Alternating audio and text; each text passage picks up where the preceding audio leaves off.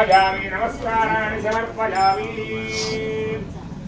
తర్వాత చతుర్వేద హారతి 4 వత్తులతో ఇచ్చేటువంటి హారతి సమర్పణ చేస్తున్నారు. మీరు చాలా చోట్ల చాలా రకాల పూజలన్నీ కూడా చేసి ఉంటారు. ఏ పూజ చేసినా సరే 4 వేదాల్లో ఉండేటువంటి మంత్రాలు ఎక్కడో ఒక చోట ప్రస్తావనకు వస్తూనే ఉంటాయి. ఆఖరికి సత్యనారాయణ స్వామి వ్రతం చేసినా కూడా అట్లా వేదముల యొక్క ఆశీర్వచనాన్నంతా కూడా మనకు అందించేటువంటి వాడు ఆ యొక్క వేదస్వరూపుడైనటువంటి కాలభైరవుడు. వేదస్వరూపాయ కాలభైరవాయ అనుకుంటూ హారతి దర్శనం చేస్తూ ఉంటారు.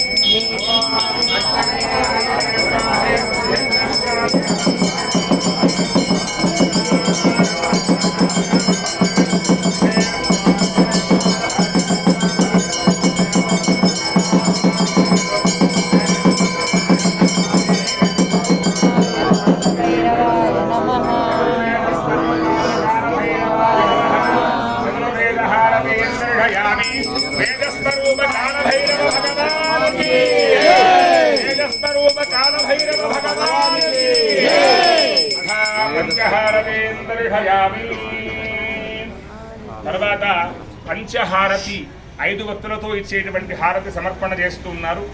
ఇది మనం తెలుసో తెలియకో చేసినటువంటి పంచమహాపాతకాలు 5 రకాల పాపాలకు నివృత్తే లేదు అని శాస్త్రం చెప్పింది. 1 తల్లిదండ్రుల పట్ల దురుసుగా ప్రవర్తించడం, 2వది బ్రాహ్మణులని పురాణాలని వేదాలని అవమానించడం, 3వది గోవుల్ని హింసించడం, చిన్నపిల్లల పట్ల ఆడవాళ్ల పట్ల మనం ఏదైనా ఇంకో రకంగా ప్రవర్తించడం అనేటువంటి వాటికి ఈ 5టికి కూడా పరిహారమే లేదు అని శాస్త్రం చెప్పింది. కావాలని చేస్తే పరిష్కారం ఏమీ ఉండదు. మనకు తెలియకుండా పొరపాటున ఏదైనా జరిగింటే ఈ పంచమహాహారతి దర్శించడం వల్ల ఆ యొక్క దోషాలన్నీ కూడా తొలగిపోతాయి.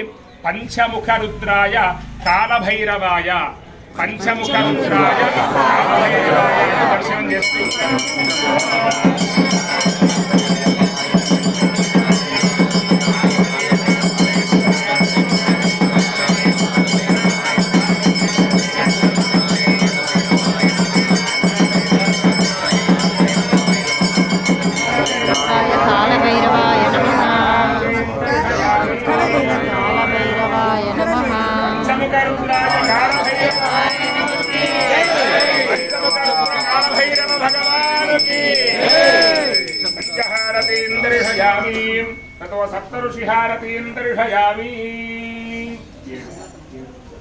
తర్వాత సప్తహారతి, సప్త ఋషి హారతి అని పిలుస్తారు.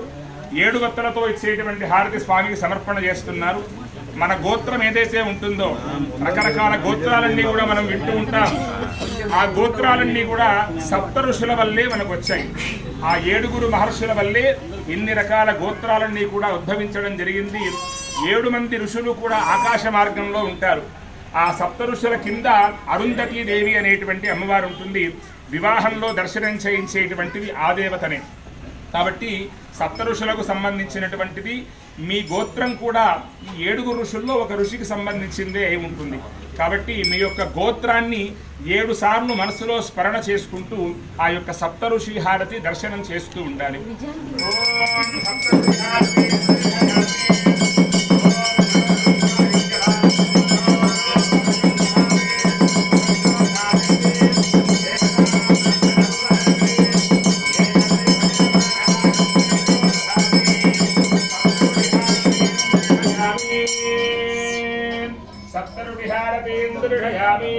सप्तऋषि स्वरूप कालभैरव भगवान की जय, काशीपुराधिनाथ भगवान की जय, भक्षाय कालभैरव भगवान जय. ततो नवग्रह हारतीं दर्शयामि. తర్వాత నవగ్రహ హారతి అనేటువంటి హారతి సమర్పణ చేస్తూ ఉన్నారు. ఈశ్వరుడు సర్వాధికారాలన్నీ కూడా నవగ్రహాలకు వదిలేసి నా ప్రమేయం లేకుండా పాపపుణ్యాలు చేసినటువంటి వారందరికీ కూడా వారి వారి పుణ్యాన్ని పాపాన్ని బట్టి అనుగ్రహం ఆగ్రహం మీరే ఇవ్వండి అని చెప్పి అధికారం ఇచ్చారు. పుణ్యకార్యాలు చేస్తే అనుగ్రహం ఇస్తారు, పాపకార్యాలు చేస్తే ఆగ్రహం ఇస్తాడు.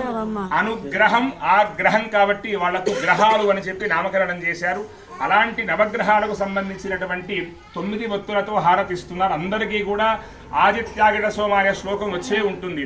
ఆ శ్లోకాన్ని 3 మార్లు స్మరణ చేస్తూ వరుసగా ఆ హారతి దర్శించాలి. ఓం ఆదిత్యాగిడ సోమాయ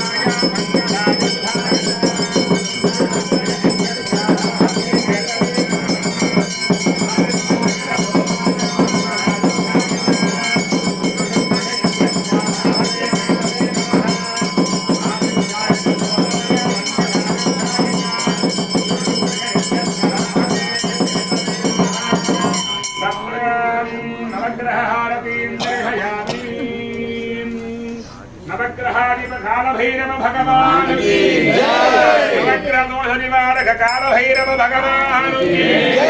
కాశీపురాధినాథ భగవాన్ కీ జై. తతో ఏకాదశ హారతీం దర్శయామి. తర్వాత